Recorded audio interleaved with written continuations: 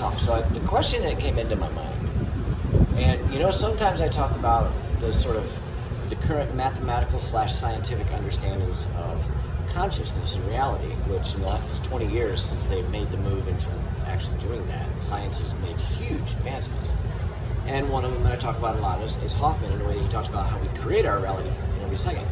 All right, so if that's the case, if we consider that we create the world we live in by basically our impression of it as it happens, and then record the next ones, what is the fundamental value of the story?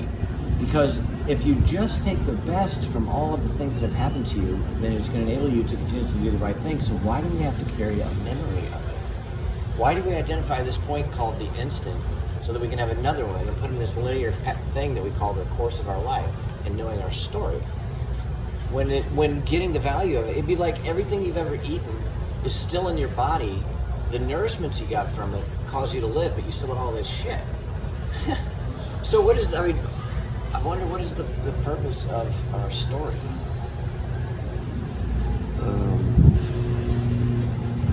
I think a lot of it is, some people view this hologram as Earth School, and we're here to learn lessons, life lessons. We're going to find that lesson in the shadow. The longer it takes an individual to learn the lesson, the greater it becomes.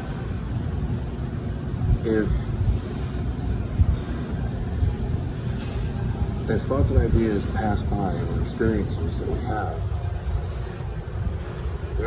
no experience has a meaning. We attach a meaning to it, which then we attach an emotion to it. And what I believe is that all those emotions, like, let's say anger for one, now links to every memory that has anger.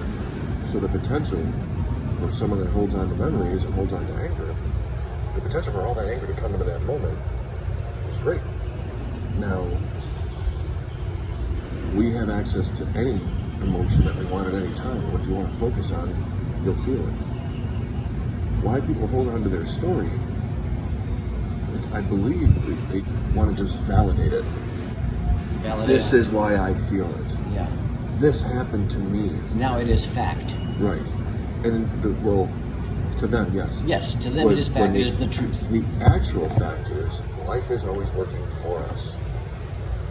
Life is not happening to us. Well, yeah, and to sustain life, you have to do things for the sustainment of life. Go to that as positive nourishment, whatever. Yes. Yes. Life is sort of counterintuitive to go towards that. But, yeah, I can think about a dozen different angles to hit that from. But, yeah, so I guess to prove that what we're doing is in every instant, thus creating the reality of the instant is a perfect continuation of what just happened.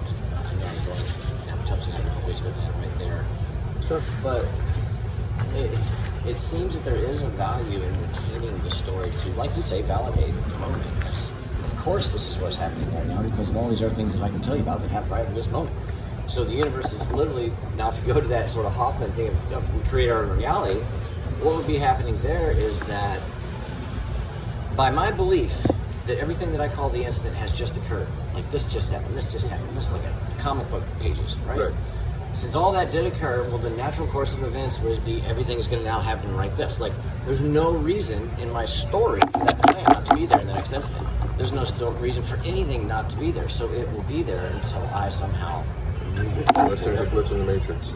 Right. Now, then you're getting into how that would even happen. But still, so that's the basic premise of that created reality from that approach that we created. But what are we creating it on? We're creating it on the belief that what just happened did in fact happen. Thus, everything unfolds perfectly. The universe does. The clouds are there. There's no sudden tears in reality. You don't get the little signals not fade, in and out like you want on a TV screen. It's always perfectly there as we perceive it. If we have bad eyesight, it's still always there in that we create it. But still, we can't just let go of the past, the nourishment we got from it. It sustains us, and we somehow have to remember where we got that sustenance from. So the importance of the story, it absolutely is important. It's an event. There's a lesson there. how fast we grasp it and embody it. So the story, having the story and separating the emotion from the story, I believe is essential.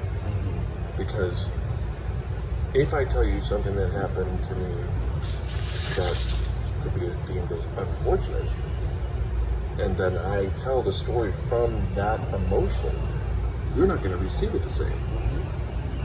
Where if I tell the story from, kind of like taking the pictures of those little kids in the ghetto, they're happy. They're running around having a blast. People would look at that and be like, oh, that's such a shame. What, the kids are playing and having fun? Right. In their reality, that's the case, because they couldn't picture themselves in that squalor, or whatever it is. But, yeah, that gets into a whole bunch of ways of looking at reality. But yeah, the stories fascinated me, because I heard a guy one time, I think his name was Mark England, a few years ago. He used to do some form of coaching in front of professionals. And he was in a show called The Cosmic Cable that I'm a fan of. And the way that he talked about it, he was like, I'll try to characterize it as much as I can. Spend 10 years on this. But he would say, here I am, Steve. I'm Steve, and I got to bring my story of who Steve is into every moment. If I go into the store, then I am in the store. The story of Steve has right now, as we're reading it, that Steve has walked in the store. If somebody was actually writing a book, right? I'm actually doing the story as I go, and that we sort of bring this storybook with us. And of course, he wasn't talking about the next step, which would be how reality is created from that. But the way that he identified the attachment of the story in that way. And then you hear things like Dave Hawkins. He talks about, the instant he mentions that the instant is in itself an artificial creation of our linear version of time. That we create the instant so that we can then have a past and a future, that linear, this and a that, right? Non-linear has no this, is no that. There's only levels of. Yes. But so if you couple that together with bringing the story and this artificially created thing called the instance that we do in our rational mind, our conscious mind, and a combination of all the other stuff, I'm sure there's all kinds of subconscious things going on, of course there always are. But then you can get to a place where you can imagine that none of this is real. That each one of us is literally creating our reality as we go.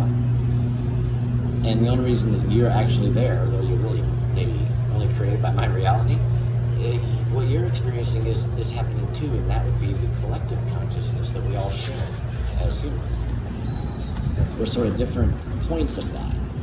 But that's a level that's difficult to talk about because then you get really mystic.